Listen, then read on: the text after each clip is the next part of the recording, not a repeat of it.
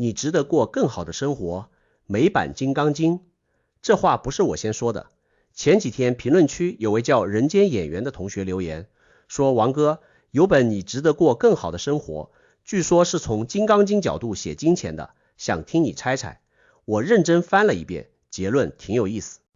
這傳言對了一半，錯的那半好澄清，作者根本不懂佛法，全書沒引過一句佛經。但對的那半才真讓我後背發麻。一個從沒接觸過般若經典的美國人，靠自己摸索，竟摸到了《金剛經》門口，然後就在门口那一步轉身走上了另一條路。Hello， 大家好，我是王立杰。今天這期不批判也不吹捧，咱們做件更有意思的事兒，拿《金剛經》這張地圖去看看一個沒地圖的人走到了哪兒，又在哪個岔路口走偏了。看懂他的路線，你對《金剛經》的理解可能比單純讀經還深一層。先講作者的故事，這故事本身就值得一期視頻。作者羅伯特·沙因菲爾德，美國人，爺爺亞倫·沙因菲爾德是萬寶盛華聯合創始人。這家公司国內觀眾可能不熟，卻是全球最大人力資源公司之一，美國財富500強常客，年營收上百億美元。也就是說，作者生在真正的豪門，家裡靠給全世界人找工作發的財。羅伯特12歲那年，爺爺把他叫到身邊，說了段奇怪的話，大意是：孩子，長大後所有人都會教你關於錢的道理，聽着都合理，但都不是真的。關於錢，有個幾乎沒人發現的秘密，我把線索留給你，你自己去找，那是比黃金更值錢的寶藏。說完沒多久，爺爺就去世了。你想想這畫面，一個12歲的孩子聽一位親手締造財富500強公司的人說，你們學的關於錢的一切都是假的，然後人就走了，答案沒留下。這事兒在羅伯特心裡成了執念，他花了30多年去找答案。這本你值得過更好的生活就是他交出的答卷。那他找到的答案是什麼？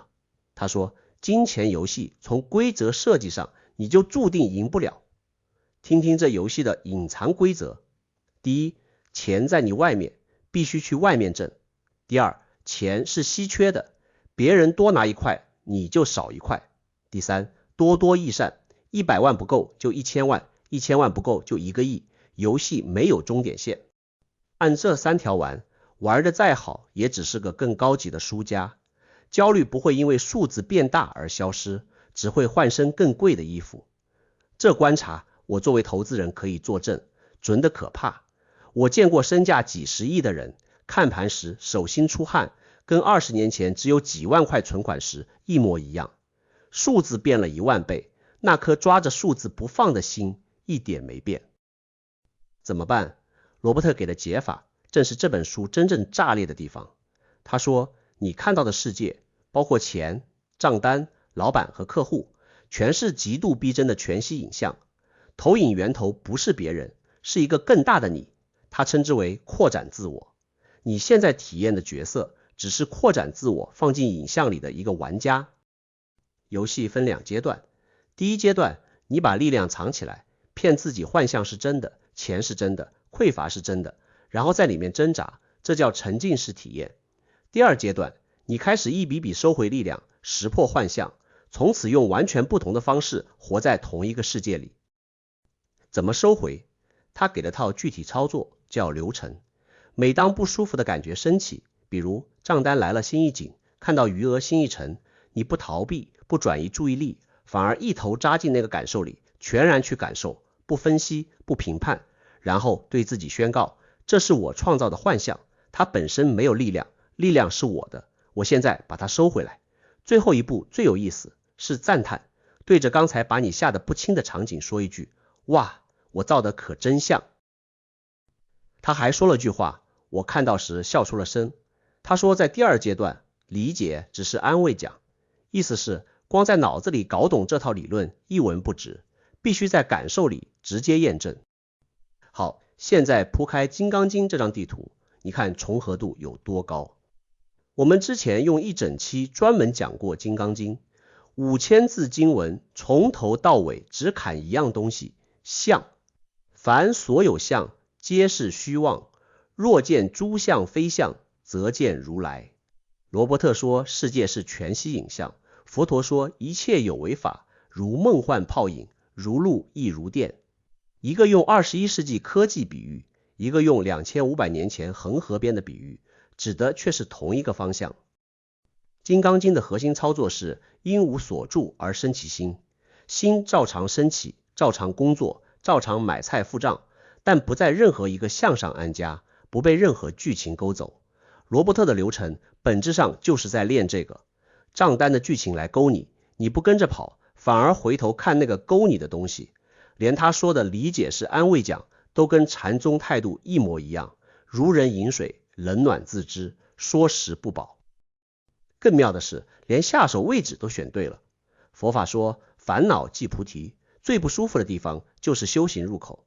羅伯特說每一次不適升起都是收回力量的機會。第一階段你躲着壞感覺走，第二階段你說來得正好。一個沒讀過佛經的人怎麼會摸得這麼準？答案恰恰是我們頻道最底層的信念。佛法不是佛陀的發明，而是他的發現。意識運作規律就擺在那裡，像地形一樣。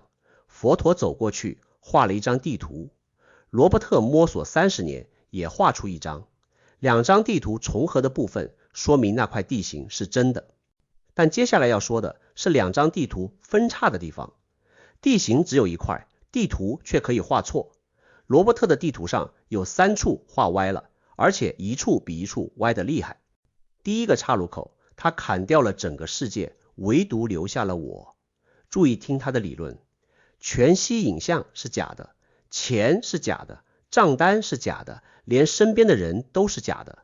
他在書裡寫得明白，出現在你全息影像裡的其他人100%是你的創造，他們是演員，照着你寫的劇本說話辦事。換句話說，整個宇宙是一場戲，而你是唯一觀眾兼唯一編劇。聽着很徹底，對不對？但拿金剛經一對，問題就出來了。金剛經砍相，砍到最後，砍的是誰？若菩薩有我相、人相、眾生相、壽者相，即非菩薩。4相裡，第一個要砍的就是我相。佛陀的意思是，世界是幻象，看世界的這個我同樣是幻象，兩邊要一起空掉。羅伯特把世界砍得干干淨淨，回頭卻把那個我加冕成了造物主。他不是破了我執，而是把我執放大到了宇宙級別。這一刀砍歪的代價是什麼？是慈悲死了。你想，如果別人都是我雇來的演員，那對你好本質上只是給自己點讚，你的痛苦不過是我劇本裡的道具。金剛經怎麼說？滅度無量無數無邊眾生，實無眾生得滅度者。注意，這句話兩頭都空，眾生是空，度眾生的我也是空。正因兩頭都空，那個度才是乾淨的，不求回報的。羅伯特只空了一頭，留下的那頭孤零零坐在滿是提線木偶的宇宙裡，這不是覺醒，是宇宙級的孤獨。第二個岔路口，他用空去求有。這本書英文副標題翻譯過來大意是徹底改變一個你贏不了的遊戲規則。品品這句話，他識破遊戲是假的，目的是什麼？是贏。他在書裡承諾，做完第2階段功課，財富豐盛會自然湧現，花出去的錢會繞一圈回來，還會變多。他甚至發明了個詞叫宇宙透支保護，意思是跨過臨界點後，宇宙會給你的賬戶兜底。這是把般若當成了提款機。金剛經裡有段極精確的對話，佛陀問須菩提，如果有人用裝滿3000大千世界的七寶布施，福德多不多？須菩提說很多，又補了一句，是福德即非福德性，意思是真正的福德恰恰建立在不把福德當回事的基礎上，衝着回報去的那一刻，東西就變質了。因無所住而生其心，前提是無所住，住在豐盛上，住在宇宙会給我兜底上，那還是住，只是姿勢比較高級。我們之前講過一期，說每一刻的錢包餘額都被劇本設定好了，多退少補。有同學看完留言問，那是不是修行好了，錢就來了？你看，這和羅伯特犯的是同一個錯，方向反了。種子起現行，功夫在因上做，果上隨緣。盯着果去修因，那個因從種下去第一秒就是歪的。第三個岔路口，關於法。金剛經裡有個比喻，我每次讀都覺得震撼。佛陀說，知我說法，如筏喻者，法上應捨，何況非法。我講的法就像渡河的筏子，過了河就要扔，連我的法都要扔，何況其他東西。一位創始人親手在產品說明書裡寫，用完請丟棄。人類史上沒幾個體系敢這麼寫。羅伯特的法是什麼樣？讀完這本書，他邀請你進入後續進階課程體系，一層接一層，價格不菲，這些都是公開信息。我不評價商業模式本身，知識付費天經地義，我自己也做會員內容。但有個結構性區別值得看清，佛陀的法指向你不再需要法，而有些法被精心設計成你永遠需要下一艘更貴的法。法是用來過河的，不是用來住的。一艘越造越豪華的法，真實用途可能已經不是渡河了。最後，我還要替這本書擋一顆子彈，這一顆子彈來自他自己的讀者。我知道有人讀完會說，既然賬單是幻象，那我不繳了；既然工作是幻象，那我躺平了。打住，這是比作者錯得更遠的一條路。佛陀2500年前就專門警告過，叫斷滅見。金剛經原文說，發阿耨多羅三藐三菩提心者，於法不說斷滅相。空不是沒有，空恰恰是說因果鏈條一環扣一環，環環不空。這就像清明夢，知道自己在夢裡了不起，但夢裡規則照常運轉。從夢裡樓上跳下去，夢裡的腿照樣會斷，然後你會帶着一條斷腿繼續做夢。識破幻象給你的自由，從來不是免除因果的自由，而是不再被劇情拖着走的自由。最近評論區總有同學問，懂了空性，為什麼還是過不好這一生？其實這兩筆賬要分開算。空性砍的是你跟劇情之間那根拉扯的線，不是劇情本身。該上的班照上，該還的賬單照還，該面對的難纏家人照樣要面對。